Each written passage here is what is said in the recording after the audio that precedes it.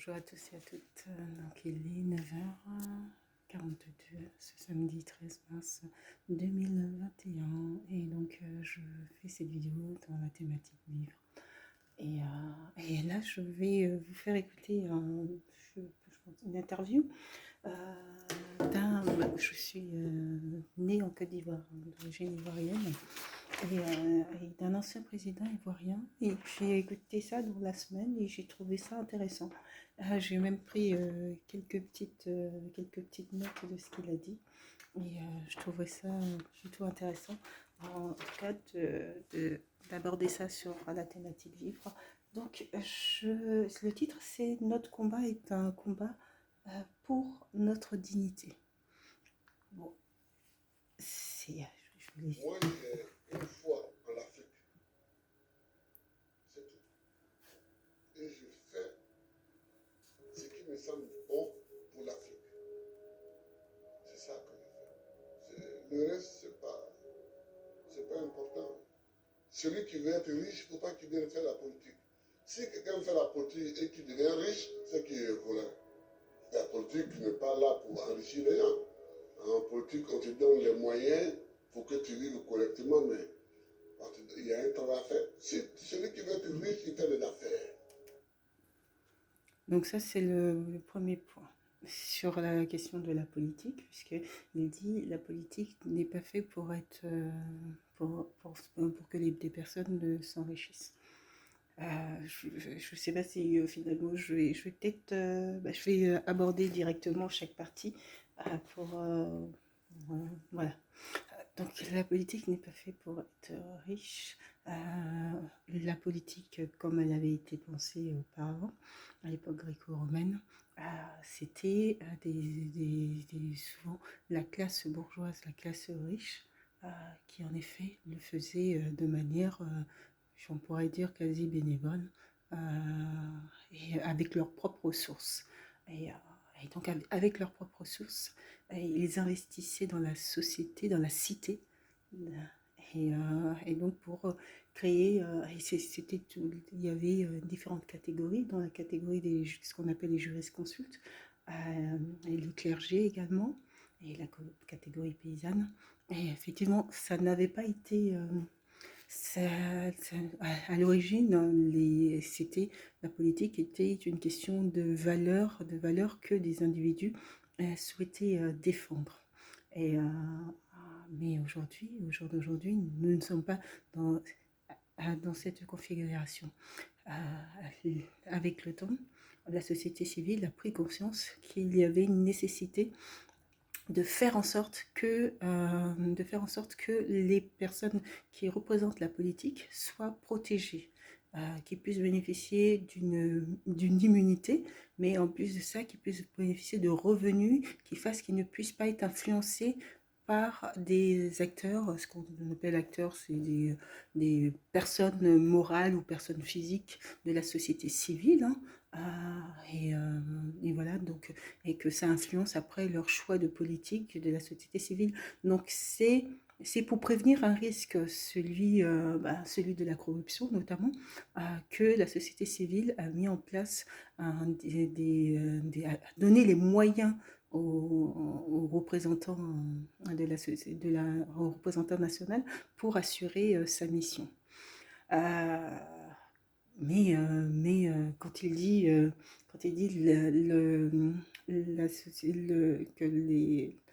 que la politique n'est pas faite pour être riche, effectivement, ils ne s'enrichissent pas, mais qu'ils ont quand même une assez agréable situation financière qui perdure bien après leur mandat pour certains.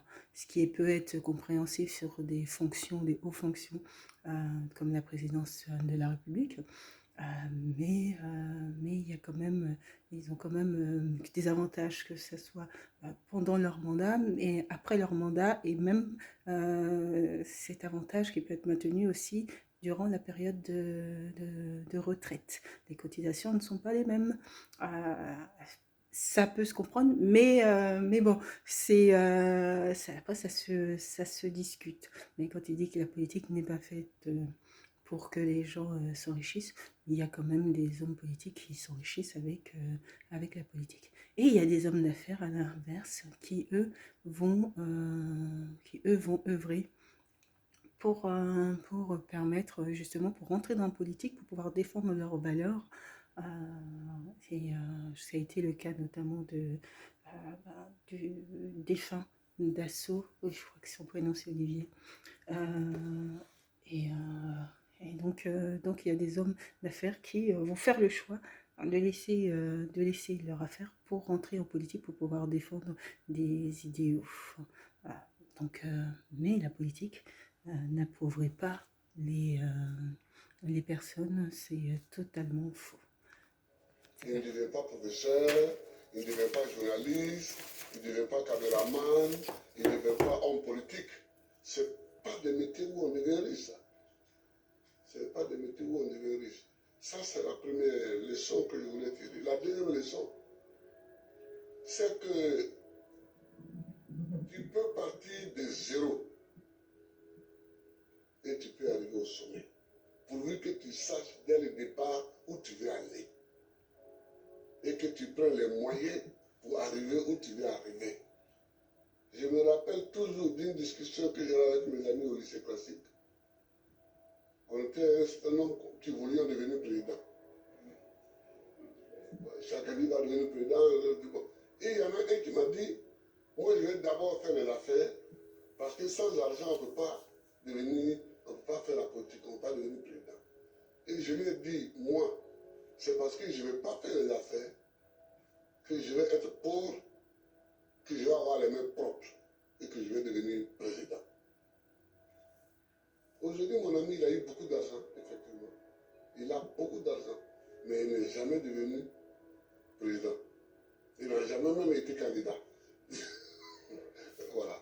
Voilà, il n'a jamais été candidat.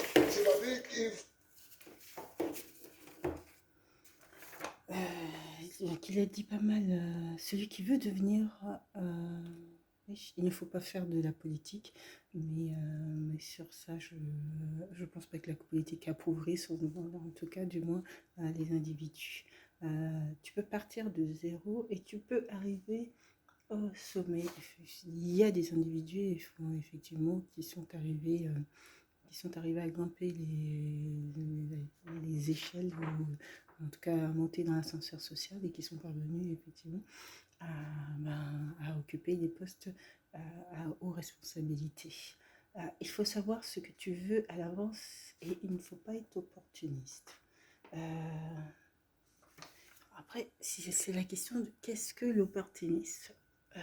Être opportun, c'est savoir saisir, je dirais, une définition comme ça que je donne, c'est savoir saisir une chance au moment où elle se présente. Voilà. Honnêtement, je ne vois pas ce qu'il y a de négatif à saisir une opportunité, mais une chance au moment où elle se présente. Dès lors où ça a été fait en utilisant des méthodes, des mécanismes parfaitement légaux et légitimes et honnêtes. Je ne pense pas que ça soit négatif d'être opportuniste. C'est que, au contraire, c'est que la personne sait saisir l'occasion lorsqu'elle se présente. Ça devient négatif d'être opportuniste lorsque on utilise des actions, des mécanismes pernicieux, vicieux, perfides, pour pouvoir obtenir ce que l'on vise. Voilà, il faut aller se regarder. il faut savoir ce que tu veux longtemps à l'avance. C'est-à-dire qu'il ne faut pas découvrir les situations de façon opportuniste. Il faut savoir ce que tu veux être, ce que tu veux faire. Et tu te traces ta ligne de conduite. Donc tout ce que tu fais dans la vie, moi j'ai fait histoire pour devenir président. Sinon, la bourse qu'on m'a donnée pour aller en France, c'était pour faire professeur de latin et grec. quand j'ai commencé vraiment à méditer, je me suis rendu compte qu'il me manquait l'histoire de l'Afrique pour poursuivre ma route. J'ai changé. J'ai changé.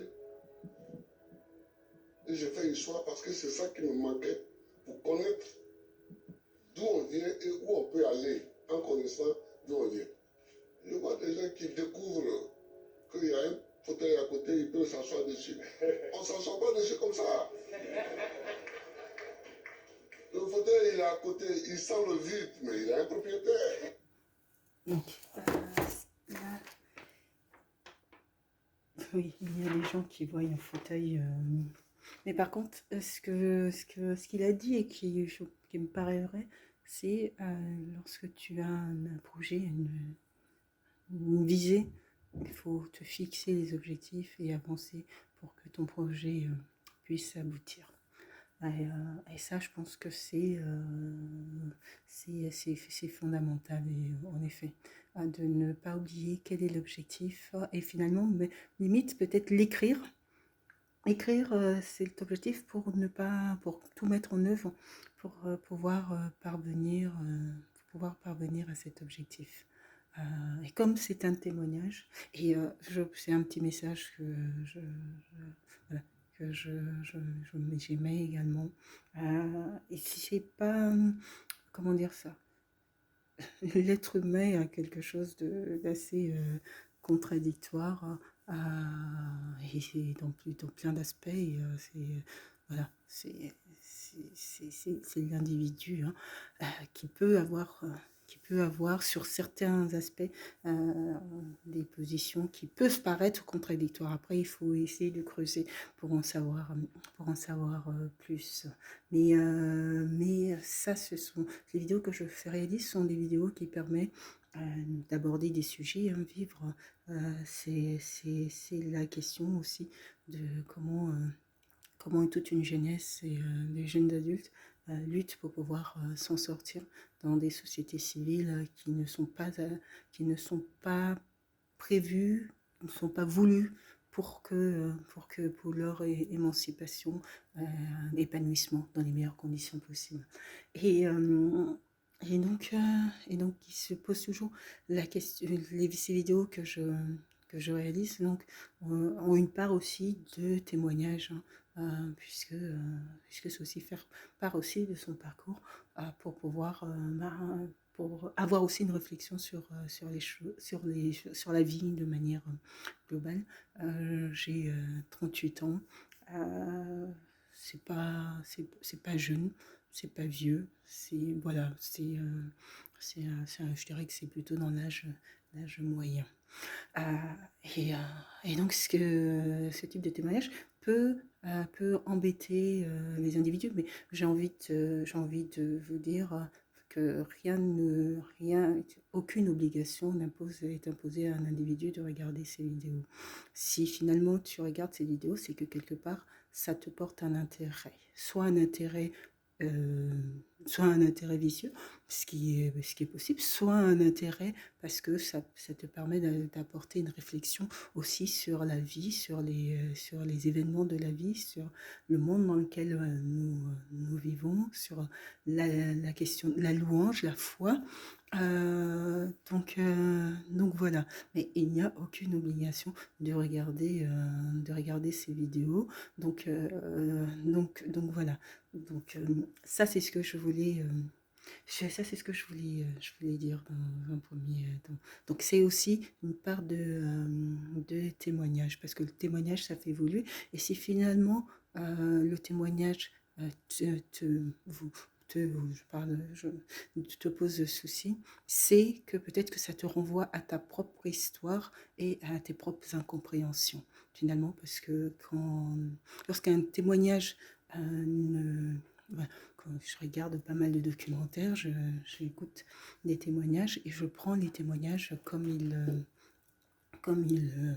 viennent. Voilà, ce qui me permet d'avoir une analyse, une évolution également de ma pensée sur différents sujets et thématiques. À aucun moment je me dis, bah, tiens, pourquoi cette personne aborde ce sujet-là. Au contraire, je me dis souvent plutôt que c'est intéressant parce que ça permet aussi soit de pouvoir, à partir de l'expérience de l'autre, de pouvoir aussi avoir une expérience sur son propre parcours, sur sa propre vie et sur ce vers quoi l'on souhaite, ce vers quoi l'on souhaite aller. Euh, et donc, je disais donc que si un témoignage te pose souci, c'est que ça te renvoie toi à ta propre question, à tes propres questionnements, et que c'est finalement, c'est plutôt, il faut te poser la question de savoir à quoi ça te renvoie et en quoi toi ça te pose souci. Parce que en réalité, c'est plus à ce que toi ça te renvoie, soit ça te renvoie ça peut être euh, ça peut renvoyer à la propre histoire de l'individu, simplement. Euh, ça, peut, ça peut également être... ah, voilà. Voilà, ça peut te renvoyer à ta propre histoire également, et en ça être dérangeant parce que c'est ta propre histoire, mais c'est en ça qu'il n'y a aucune obligation euh, de, de regarder ces vidéos. Euh, et donc, bon, ça c'était un petit énorme. Mais oui, quand il disait il faut avoir viser un objectif et puis s'y tenir sur ce point-là, il a parfaitement raison. Maintenant, on vit dans un quotidien, on est, euh, on est face voilà, à différents éléments, à différentes interactions, à différentes analyses qui questionnent. Qui questionnent, il est vrai, qui questionnent. Je rédige des proses. Ce sont des formes de poésie.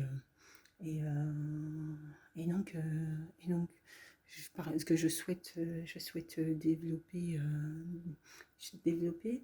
Et vous voyez, dans ça, je suis assistante de service social libéral, j'exerce en libéral. Euh, Généralement, j'exerce en libéral. Là, j'ai des difficultés à trouver un poste en libéral. J'ai les compétences, j'ai les connaissances. Là, je vous parle, c'est ma manière de m'exprimer. Euh, les dispositifs, je les connais. Euh, et pourtant, je n'arrive pas à trouver un site. Mais ça, vous voyez, la vie nous met la vie ou les individus, mais ça veut dire que là, c'est ce que j'appelle un blocus. C'est ce que j'appelle un blocus. Et il y a différents types de blocus. Et ça, c'est aussi c'est une forme de blocus, mais sur laquelle, qui en l'occurrence, me met en question. Me met en question et demande dans ce cadre-là que moi aussi, je puisse tenir une position claire une position claire et ferme. Euh, Au cours de mon parcours, je travaille depuis que j'ai 17 ans. J'ai occupé différents postes de travail, toujours en même temps que je réalisais, que je faisais mes études. Donc j'ai occupé différents postes de travail, notamment dans l'animation, dans l'administration, voilà. Et donc j'ai travaillé, je dirais, j'ai avancé, j'ai travaillé, j'ai eu tout ce parcours pour justement pouvoir faire après le métier que je souhaitais. C'est le métier, je fais actuellement le métier que je souhaite, celui d'être assistante de service social. Aujourd'hui, je suis empêchée de faire mon travail. Et donc, bon, sans entrer dans tous les détails, donc, si quelque part, si je peux pas dire que ça soit. C'est lorsque l'individu ne met pas tous les moyens pour pouvoir parvenir, Et honnêtement, maintenant que je le vis, je saisis, je vois les choses différemment et je saisis qu'en fait, il y a des réalités que l'on nous souhaite nous faire penser comme véridiques, vérité établie, mais que les individus, et notamment cette jeunesse, se bat pour pouvoir s'en sortir et que en fait, on les empêche. Euh, et, euh, et donc, moi, je vais me retrouver face à une situation, à devoir prendre une position claire et à avoir un objectif visé et assez attaché. Assez attaché. Euh, c'est c'est là où les choix que je vais faire vont déterminer finalement, vont être importants, pour l'avenir. Euh, et donc, bon, il s'agit de tout comme un puzzle, tout mettre en place pour que justement ça puisse. Mais c'est ce que j'appelle un blocus. Donc, je pense qu'il faille prendre le temps de l'analyse et ne pas se tromper. Voilà, ne pas se tromper. Et hier, j'ai eu une réaction hier qui a été une réaction non réfléchie, mais plutôt une réaction où j'ai laissé un peu le stress prendre le dessus sur l'analyse. Sur l'analyse. Et, euh, et donc, bon, un exemple concret, je veux prendre un crédit et hors professionnel, hein. Les arguments qui sont rétorqués ne sont pas tenables. Je n'en suis pas à mon premier crédit et les arguments qui sont rétorqués, c'est simplement, j'ai comme l'impression que c'est plutôt une injonction une injonction au refus. Et que en somme, en fait, tout simplement, on, on- on me refuse cet accès, actuellement du moins. Euh, donc voilà, c'est garder calme l'analyse et puis poursuivre.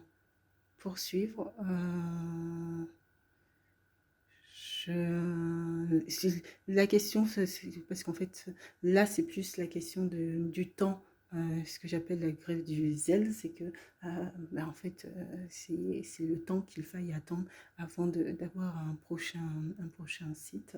Euh, et ce temps-là, en fait, c'est du temps que je n'ai pas forcément, que je n'ai pas voilà, l'occasion. Et puis, vu le nombre de candidatures que j'envoie, je n'ai pas toutes les. Je n'ai pas. Je suis étonnée du peu de réponses euh, que, que j'en reçois. Donc, voilà. Mais je pourrais me dire, bah, tiens, parce que les gens sont racistes ou que l'on m'en veut. Pas du tout. Je pense pas du tout que ça soit ça le motif. Je pense que c'est plus des aspects d'ordre je dirais, de technique plutôt de réception des appels. Et, donc il me faille attendre et puis poursuivre, continuer, continuer et ne jamais s'arrêter. Après, si le choix s'impose s'impose à moi, dans ce sens où je ne pourrais pas rester sans activité indéfiniment. C'est que dans ce cas-là, Dieu est grand et Dieu fera en sorte de tracer un chemin pour que je puisse trouver une activité rapidement qui me permettra d'assurer toutes les charges que j'ai assurées. Donc la vie est faite de tumulte et il faille s'accrocher. Il faille s'accrocher. Bon. Je fais le métier que j'aime et je n'arrêterai pas. J'ai créé mon entreprise. Je n'arrêterai pas. Donc, si le métier le métier que j'exerce, je ne peux pas l'exercer, j'effectuerai un autre, je travaillerai peut-être dans un autre domaine, mais tout en poursuivant mon activité parce que je pense que je fais très bien ce que c'est le métier voilà, parce que je connais très bien mon domaine et voilà. Mais il s'agit aussi de faire les bons choix et de ne pas lâcher. C'est surtout ça. Euh, voilà. Donc, je vous propose d'écouter la suite. Il a un propriétaire. C'est quand tu veux t'asseoir dessus que tu te rends compte qu'il a un propriétaire. Et le propriétaire, il faut savoir que le propriétaire du côté présidentiel, c'est le peuple.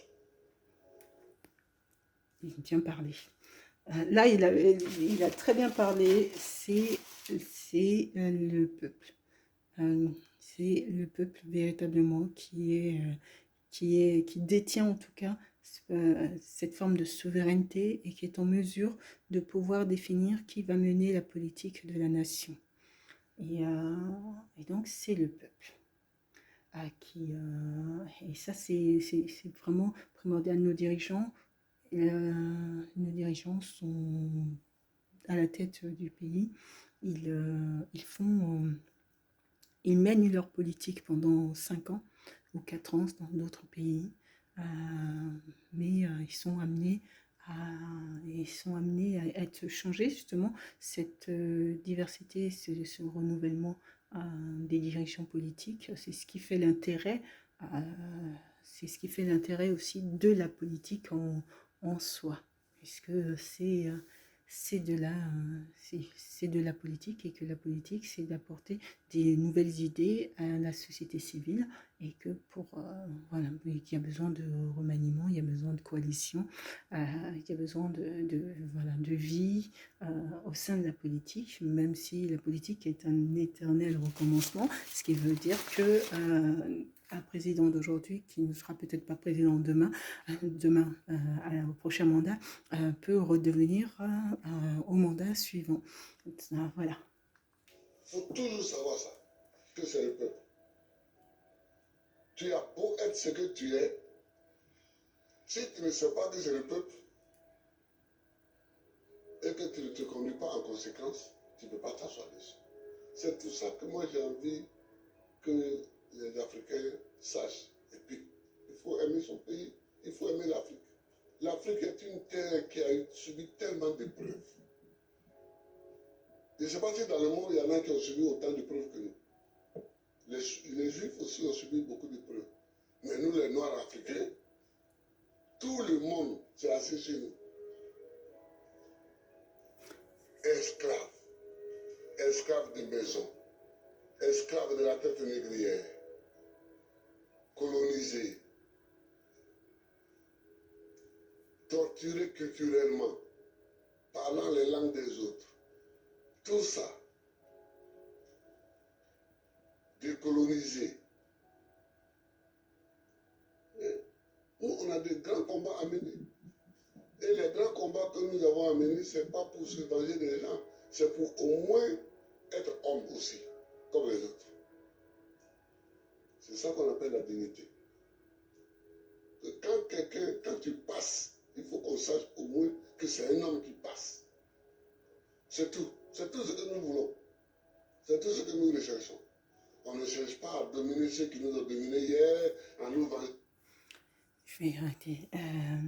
Il disait la dignité, quand tu passes, il faut qu'on sache que c'est un homme qui passe. Bon, c'est la dignité, c'est de vivre conformément à ses principes et à ses valeurs, à mon sens. Et donc, des êtres humains, nous sommes tous tous et toutes des êtres humains. Donc bon,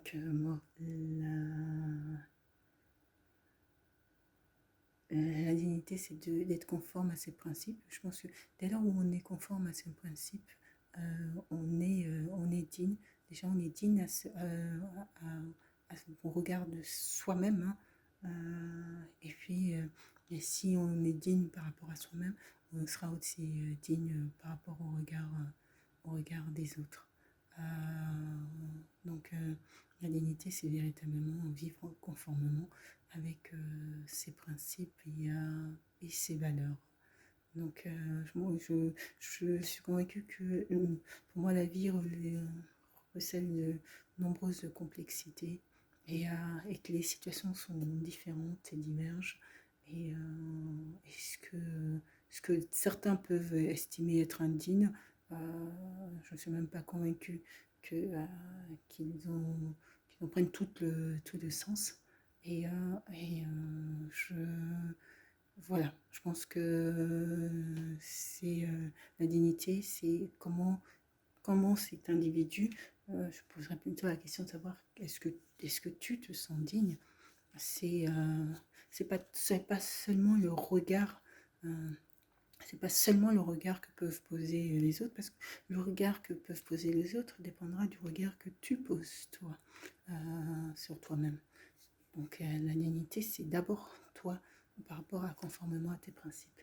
Après, D'aider à faire ceci. Non, non, non. On veut qu'on reconnaisse que nous sommes des hommes au même titre que les autres. Mais ça, si nous-mêmes, on ne prend pas les moyens, on est toujours chez eux en train de mendier. Et que les gens, tu vas mettre l'argent chez eux en achetant les bâtiments, et puis eux-mêmes, ils te dénoncent.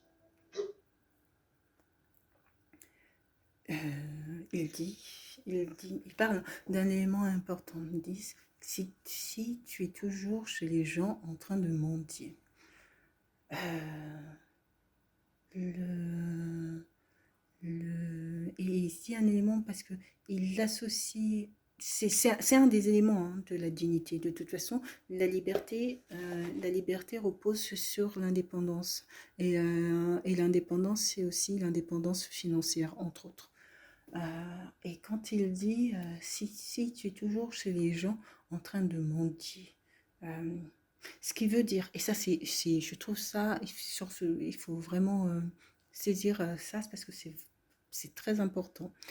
C'est-à-dire que qu'il y a des individus qui quelque part apportent une aide à une tierce personne, hein. Ils apportent de l'aide, mais en fait, l'aide qu'ils donnent, ils ne le prennent pas comme dépourvu de sens, mais simplement par simple bonté, charité de cœur, mais ils le prennent comme si, ah ben, comme si c'était un mendiant, comme si c'était un ou une mendiante qui vient les voir. Je ne sais pas si vous suivez le fil, si vous suivrez, vous comprendrez le fil de ma pensée.